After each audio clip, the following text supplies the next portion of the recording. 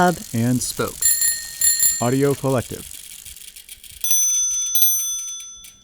From Quiet Juice and the Linguistic Society of America, this is Subtitle, stories about languages and the people who speak them.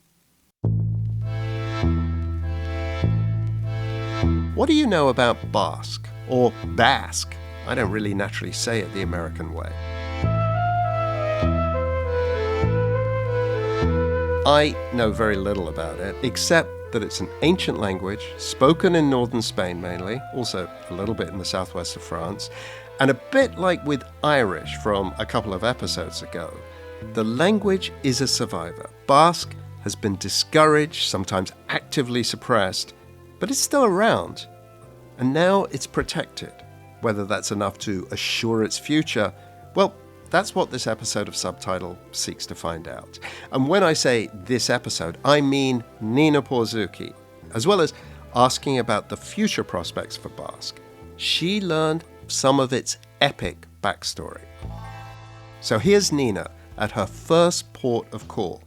Not a place that you might expect to be on the Basque Trail, unless you know more about it than I do.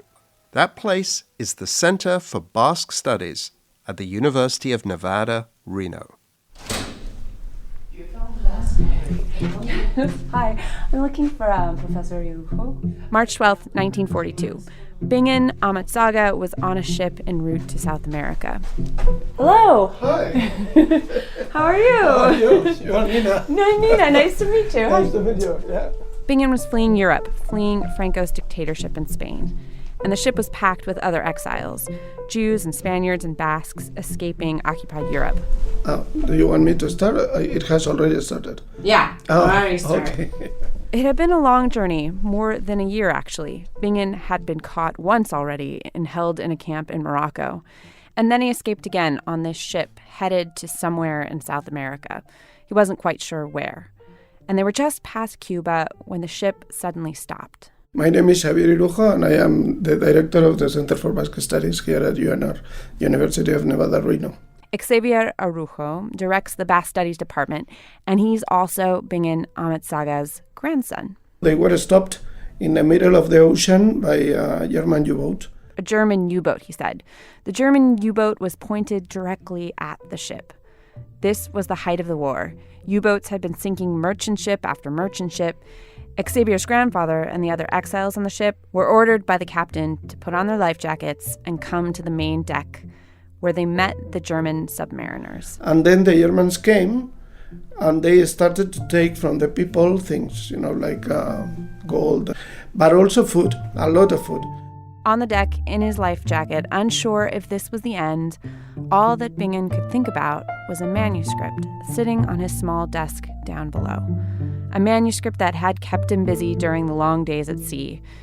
It was part of a larger project. Yes, it was saving his sanity during the monotonous voyage, but it was also saving the Basque language. What would happen to it? The Germans took the food, and miraculously, they let the exiles go. Probably they ran out of food, so they needed some, and they took it from the boat. And that's why they didn't sink it. And so, Amatsaga's life was saved.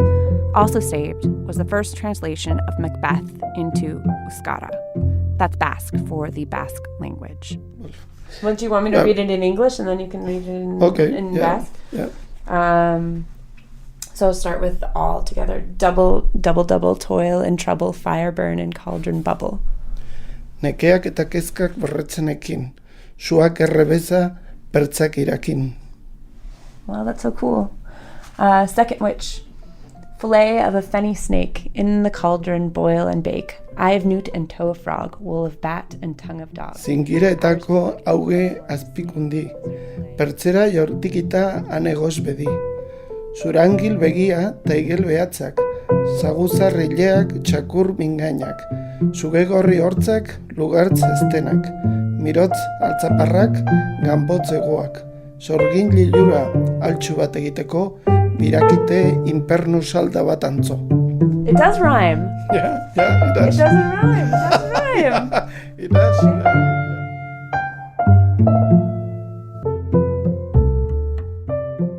I have dragged my co-host Patrick Cox into the studio to talk about Basque. Hi, Nina. Hello, Patrick. Ooh, Basque, the mysterious language. It is a mystery. It is a language isolate. So Basque, you may know, is spoken in a region that spans northern Spain across the border into southern France. There are 6 or more dialects, depending on who you talk to. And the origins of the language are a bit of a mystery. Basque is not part of the Indo-European language family. So it's not related at all to any European languages at all? No, none. Not Spanish, not French, not Swedish, not German, not Icelandic. Basque is what is known as pre-Indo-European. In fact, you can almost hear the history of the European continent in the language itself. Well, this is part of the history of the language. The Basque language has words coming from all languages that have been in Europe since prehistory, from Celtic languages and from Latin, many, and probably from languages before, the Celtic languages, who knows what was spoken in Europe at the time. So this is Xavier Orujo again. Oh, right, the guy whose grandfather translated Macbeth into Basque? Exactly. And he also translated Hamlet and Midsummer Night's Dream, among many, many other texts. So his grandfather, Bingen Amatzaga, was part of an early movement to standardize the Basque language.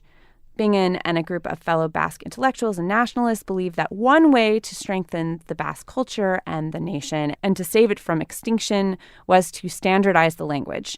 And translation was a part of this strategy to create a Basque standard. By translating, you get a political goal and also a linguistic goal. If you translate Hamlet, for example, from English into Basque, you have to choose the dialect in which you are going to be translating into. Oh, yeah. This is the train. The train interrupted our chat there. We were sitting in his office at the university campus. That sounds like a really bold act, like using translation to essentially set one dialect as the standard. Yes, and somewhat controversial to choose the Guipuzcoan dialect, which is a dialect from the central part of Basque Country. So incidentally, it wasn't even his grandfather's native dialect. His grandfather was a native speaker of Biscayan, which is the Western dialect. Some people thought that was going to be the dialect to standardize. But my grandfather, with other people, thought that it was not a good idea. It was much better to take as the base for the standardization of the language just in the middle. Using a version of the Guipuzcoan dialect as a standard goes back actually a long time. It was the proposal of the first president of the Basque Language Academy. He was a priest by the name of Resurrección María de Azcuye. We're just going to go with Azcuye for now. Your pronunciation. It was terrible. Not standard. Not standard. So the Basque Language Academy was formed in 1919. And at the time, as you can imagine, there were many heated discussions about which dialect to rely on for a standard. And Azcuye chose Guipuzcoan, the central dialect. And translation was used as almost a tool to kind of codify which dialect should be the standard. Nice. Just translate enough books into one dialect and you got the standard. Exactly. Translation was also a fairly political act. If you translate Hamlet into Basque, the message is that all languages are equal, that no culture is more or less than others, to fight that theory that some languages are much more perfect, and that if you want to be a person of culture, you have to speak one of the big languages, be it French or Spanish or English or whatever. So did Bingen and Azcuye, did all these Basque intellectuals, did they succeed in standardizing Basque? Well, it is a much more complicated story. You have to remember a few important things. One, there's a huge civil war in Spain. And Spain was then under the military dictatorship of Francisco Franco from 1939 until Franco's death in 1975. And during that time, speaking Basque, teaching in Basque, publishing in Basque, basically doing anything in Basque, naming your child a name in Basque, was technically illegal under Franco. Wow. Well, no wonder it gave rise to those extremists. ETA. I grew up listening to all of these news stories about ETA, the Basque separatist group, and their car bombings. There's a lot of headlines, and ETA made headlines by disbanding. But we're not talking about ETA in this podcast, and ETA wasn't supported by a lot, like a huge majority of Basques didn't support kind of the activities of ETA. And during Franco's dictatorship, many Basque leaders, intellectuals, folks like Bingen Amatzaga were living actually in exile. When they went to exile for the first time, they thought it was going to be a short exile, that Franco was going to be beaten by, the Allies in the course of World War II, that it was going to last only 5 years, then 10, then 15. And then 30. So Basque leaders were organizing from exile. Basque centers were formed around the world and Basque schools. Bingen Amatzaga wound up in Uruguay and then Venezuela, where he continued translating works of Shakespeare. These people were working non-stop from 1936 to 1968. But the question of language standardization was still very much up in the air, and a new idea about how to standardize the language was starting to ferment. More about that after a break.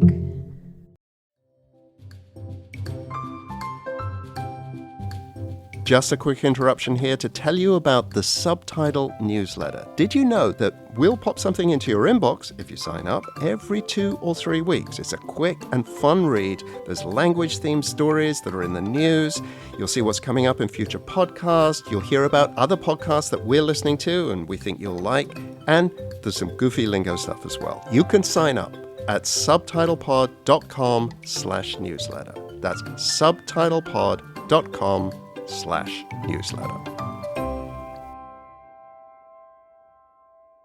What is nap in Basque? Oh, we say siesta. You say Spanish siesta. word. Uh-huh. I don't think this is Spanish siesta that I'm doing. It's it's grandpa's siesta. Grandpa's, yeah. Grandpa Alan King, as you might guess from his accent, is English. He moved to Basque Country in 1978. I was 24 years old. And the 24-year-olds who I knew, most of them had not had their education in Basque. They may have been native Basque speakers, but as for reading and writing the language, doing that in Basque was something that they were in the process of adapting to. Adapting to? Yeah, adapting to. So this was a very interesting time in Basque Country in Spain. Franco had just died in 1975. The Basque Country had just been granted status as a nationality under the 1978 Spanish Constitution, and Basque language was just coming out of decades of being illegal, basically spoken in the shadows. There was no Basque TV yet, there was no newspaper yet. But really, to talk about the state of the Basque language at this point, we need to go back 10 years earlier to 1968. What there was before 1968 is what sociolinguists refer to as diglossia. Ooh, that's one of those linguistics words, isn't it? Diglossia. It is. It's a situation where people have two languages, but they don't use the languages for the same purpose. So each language has its distinct use. Under Franco, many Basque speakers, the large majority, could also speak Spanish. Take the experience of going to the grocery store. Spanish would have been on the packets in the products in the store. The signs in the aisles in the supermarket were in Spanish, and the announcements were in Spanish. Anything that had anything official about it was in Spanish. But you might still talk to the person checking you out in Basque.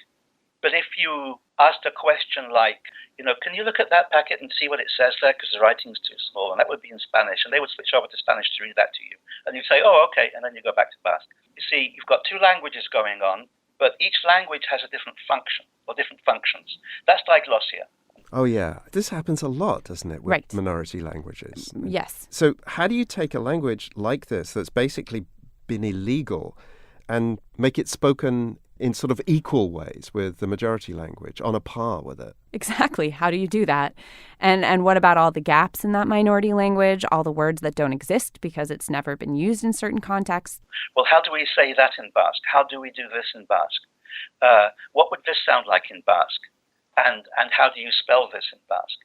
It creates new needs for the language because the language is entering into new domains. And again, it creates a push for a standard. So what happened to the grandfather of that guy who you talked? What was his name? Xavier Rojo's grandpa? Yeah. Amatsaga? All of that translation into the dialect that he decided was the one that Basque should use. The central dialect, Gipuzkoan, there were still some proponents of choosing this dialect, but many other dialect speakers didn't like the idea of choosing one dialect over another, even if it was enriched from all the other dialects, as they claimed with Gipuzkoan. So in the 1960s, there was another proposal that was getting a lot of attention, something called Batua. Batua was a proposal for a new code of Standard Basque. Unified Basque, as the word Batua means, unified. Batua was developed by a very respected Basque linguist by the name of Koldo Michelena. And Michelena, he took bits and pieces from all of the different dialects to develop Batua, hence his name, Unified Basque. So Batua became the standard? It wasn't as fast as that. There was actually a faction of people, as you might imagine, who opposed it. Surprise, surprise. Right. It was a very, very bitter fight, and it was very, very entrenched on both sides. And at a certain point, the fight all centered around the letter H. H? H. For Harry? For Harry, the letter H. People basically went sort of crazy about the H being pro-H or anti-H. In Southern Basque dialects like Gipuzkoan and Biscayan, the letter H became silent centuries ago. So the Southern Basque dialects are the ones in Spain? Yes. And folks in the north, in the French part of Basque Country, they still pronounce their H's. And what linguist Michelena proposed for Batua was to include the letter H in the spelling of certain words. Today we would say that the reason for wanting to include the H was for inclusion, so that the Northern Basques weren't left out. Because it seems to make more sense to write an H that you don't pronounce in part of the country than to not write it, and yet people are pronouncing a consonant that doesn't seem to be there. And in this way, trying to achieve the unity or the reunification of the whole country. The fight got political and vicious. The people who want to write Basque with an H are Reds. Batua is a communist conspiracy. Communist conspiracy? Reds! It got ugly. So this was going on during the 60s. And it finally came to a head at this famous meeting in Arantzazu. October 1968, all of the greatest Basque thinkers and linguists met at a monastery in Basque Country to vote on whether to make Batua the official standard. There was a motion on the table to adopt Batua as the official way of writing Basque from there on. There were a lot of people who very angrily spoke against it, and it actually looked as though the motion was not going to be adopted. And then, in an infamous moment at the meeting, a linguist by the name of Pierre Lafitte stood up. Not a very imposing man, physically imposing, but a humble, frail man. And he gave a speech as a northerner. He said, "On behalf of the people of the Northern Basque Country, seeing that things have come to a head, I believe that the correct way forward is to stop writing H." What? Stop writing H? Yeah, he went on to explain that it was more important for the speakers of the South, where there were and are still many, many more people, that they continue to speak the language. And our Northern Basque may perhaps die out, but you must keep it alive.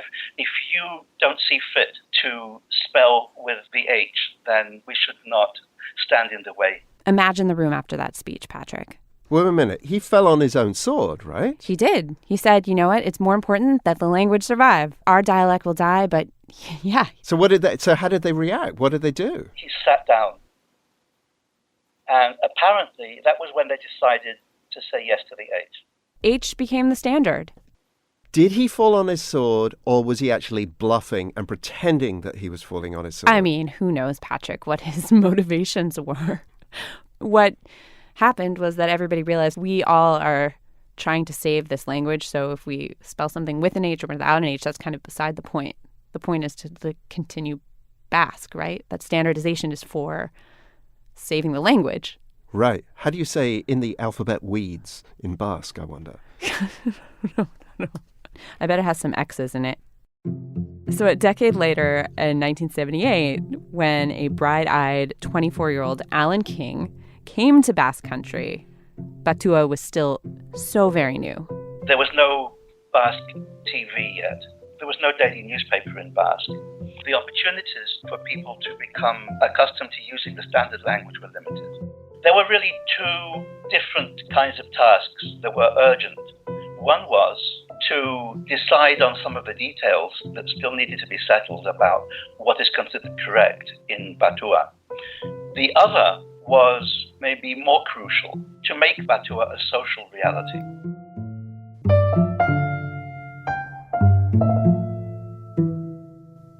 I think I'm a different person when I speak Welsh or when I speak Catalan or when I speak English. I don't think I'm exactly the same person.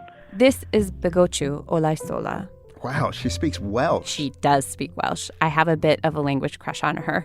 She's Basque, but she grew up actually in Valencia, Spain, speaking Catalan with her friends and Basque at home with her mom. And I was really taken by her observation that she feels different in each language that she speaks, and that's something that I've heard from a lot of people. But it also feels, in some ways, particularly Basque. And it reminded me of a Basque word that I heard over and over again during my research. I asked her about it. I heard from many people this term, and maybe I'm going to get it wrong, like escaradura or escaraduna, like a person who speaks Basque. Euskaldun. Mm-hmm. Euskaldun. It's not just like a word meaning like a Basque speaker, but there's like a whole way of seeing the world and seeing what makes someone Basque and what makes them not Basque. Well, Euskaldun literally means a person who possesses the Basque, who owns the Basque. So it's different from being Basque in a way. If you don't speak Basque, but you feel Basque, then we need another word, and we use the word Euskal-Herritarra, which is more like citizen of the Basque Country, but it's not the same as Euskaldun. Whereas in Spanish, you don't make this distinction, really. You always say Basco, Basca, which just means Basque, okay, like in English. Oh, that's so interesting that they have all of these different iterations of what it is to be Basque. Right. Caught up in the language. Right. To speak Basque is to be Basque.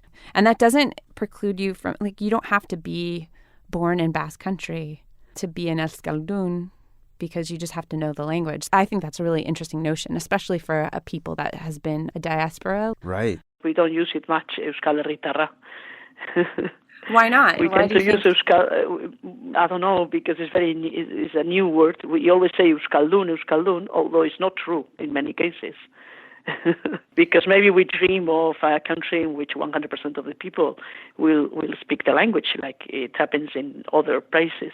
We haven't adapted to the reality in the last 5 centuries. Begotxiu is a Basque teacher. She teaches at something called an ikastola in a small town called Orio outside of San Sebastian. What was that you called it? Ikastola? Ikastola. It's Basque for school. It's actually a neologism that means factory of knowledge. Ikastolas were started in the 20s and the 30s. There were schools that used Basque as a medium of instruction. Then they were forbidden during the Franco's dictatorship. During the dictatorship, many parents chose not to pass on the language to their children. This is what, for example, happened to my father. Her grandparents were told by the Jesuit priests who ran her father's school to basically stop speaking Basque with him at home. And so they did. They listened to their priests. Wow, that sounds so familiar. It sounds just like Irish in the 19th century. Yeah. Yeah, no, totally. Even I think about Southern California, and all the teachers are like, don't speak Spanish at home with your kids. He understands Basque. He tries to speak some, and I can speak to him in Basque, but if the conversation gets very, very complicated, or because we're into politics or something more complicated than that, he always tells me, you can continue in Basque, I won't answer in Basque, but I understand you. This happens in many families, this kind of situation in which you have this conversation, one talking in Spanish and you answer in Basque. The common thing is that in the end you drop your Basque and you continue in Spanish. But despite all of the odds against the language, a few Basque parents did keep the ikastolas going, just in secret. They started in small room at somebody's house, or maybe a church, maybe the garage of somebody. The school where Begochu now teaches actually started in a garage with a handful of students. And in the 1970s and following Franco's death, the ikastolas gradually became legal. And today there are about 300 of them throughout Basque country teaching in Basque. So all the subjects are in Basque. They have Spanish every week and English or another foreign language. And they basically come out trilingual, a lot of these kids. These schools have been critical not only in spreading the language to younger generations, but they have also been critical in making unified Basque what Alan King termed a social reality. So for my son, living in Basque is not, I don't think he even thinks about that. Begochu's son is 15. He's been going to school in Basque his entire life. They live near San Sebastian, where speaking Basque in the stores, on the streets, is totally normal. It's not unusual. He can get a Basque newspaper. He can watch Basque TV. His life is basically lived in Basque. Wow. I mean, that sounds like an amazing success story, especially after those years under Franco. Yeah, except I'm not sure if it's going to be enough. You don't think it's going to be enough with all the ikastolas and the rise of dual language immersion schools? And I don't know. If even languages like French and Spanish worry, imagine a situation for languages like Basque or Welsh or Catalan. You can almost hear the weariness in her voice right there. Okay, I get it. Like all minority languages, it's an uphill struggle. It's an uphill battle. But what about the numbers, though? How many people speak Basque? When I did some digging, a sociolinguistic survey from 2011 found that there's almost 900,000 Basque speakers of various levels, so who knows exactly what that means.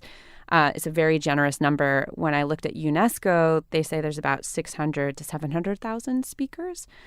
About 37% of Basque country residents speak the language, 37%. And that's where Begochu and her son live. But the numbers drop significantly in other Basque regions of Spain, like Navarra. And then in the north, in France, where the language is not even officially recognized, it's in a very, very vulnerable state. Oh, okay, all right, kind of get it now. Yeah, I get the sigh. Begochu, she calls herself a militant about speaking Basque. She will insist on speaking it wherever she is, in stores, in restaurants, at work, at home, everywhere she goes. Okay, but that's me because I'm a militant. But people don't have to be a militant. I mean, it's such a hard life to be a speaker of a minority language. It wouldn't be that easy that Basque is like English, and you just go and you don't have to think what language you're going to use or anything. Just go and do it. So for many people, you need to create the atmosphere in which using Basque is not something tiring. And there are all these little things that make it tiring. Anything so simple as, I don't know, buying the latest, what is these things teenagers use? iPhone? PlayStations, or Nintendos and things. All those things are in English and immediately, probably 2 months later, in Spanish, no problem. They are never in Basque. By the time it's translated, you have a new version. Every new device you acquire, your cell phone, for example, you might be able to get the menu in Basque, but all the apps are then in Spanish or in English. And then going on the internet, looking something up on Wikipedia, just forget it. So when I tell my students to find something in Wikipedia, they know I'm telling them to go to English or Spanish. They won't find it in Basque, probably. So it's small things like this that you do and you don't think about it when you have a big language. Begochu's son, however, doesn't feel the same threat that she does. It's normal for him to live between all these languages, playing video games in English and Spanish, going to school in Basque. And I'm sure if I ask him if he feels badly about this, he's 15, he would say, no, what's wrong with it? I mean, because you don't have to be a militant or you don't have to be language aware. That's why I said it's so hard to be a minority language speaker, especially when you become aware of the importance of these things for the existence of the language. Maybe I'm more aware because we come from a generation which it was forbidden, and we've seen how hard and difficult it has been to achieve this moment. Okay, so she's experienced all of the history Yeah. of this and the struggles, and he's just received it all on a plate. Right. That's the ideal, right? It's That's totally the the sweet ideal. irony is That's like, how we all inherit language. right. And the sweet irony is like they've gotten to a place where he doesn't think about speaking it, and that's kind of a beautiful thing. But at the same time, she's afraid that's just going to disappear as he gets older, and it's easier to speak Spanish, and everything, the internet, and all the things that he uses are in Spanish. Like, what's going to happen? It's a start. She will agree, but ever the militant. I think we need more defenses if we want to make it.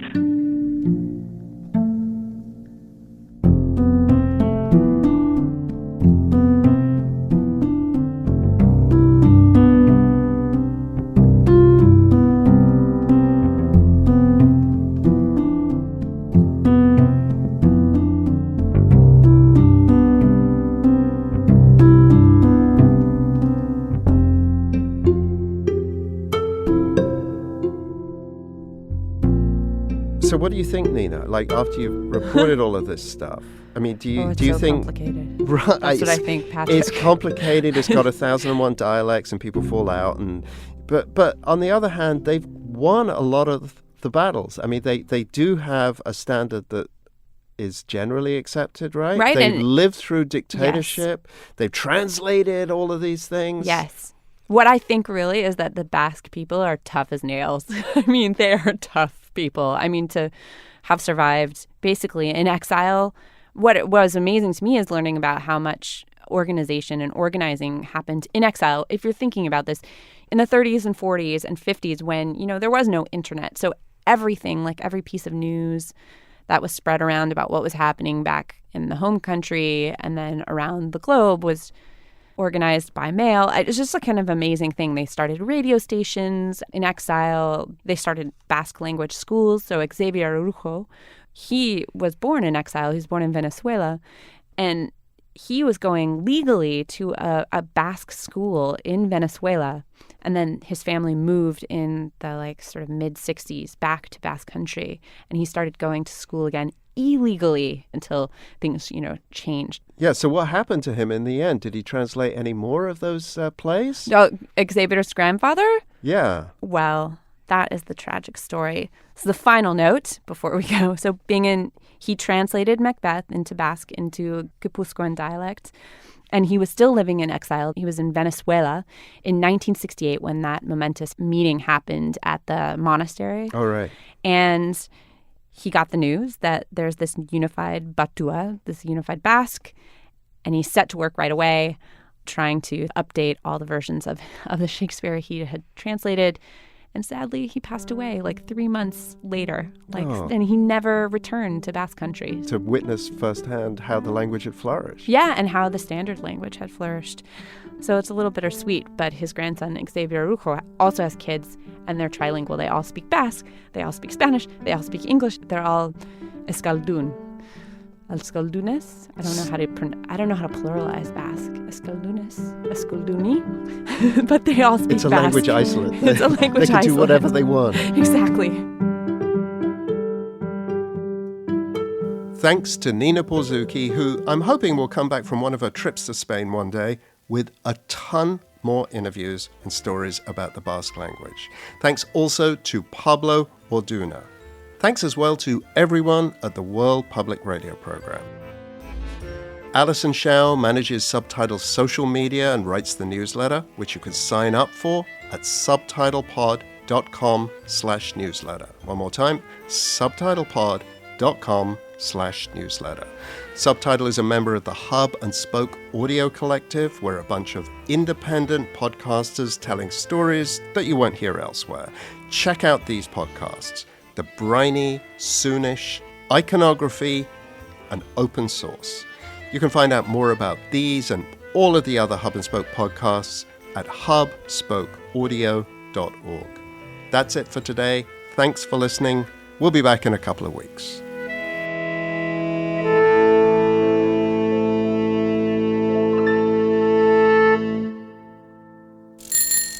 Hub and Spoke Audio Collective.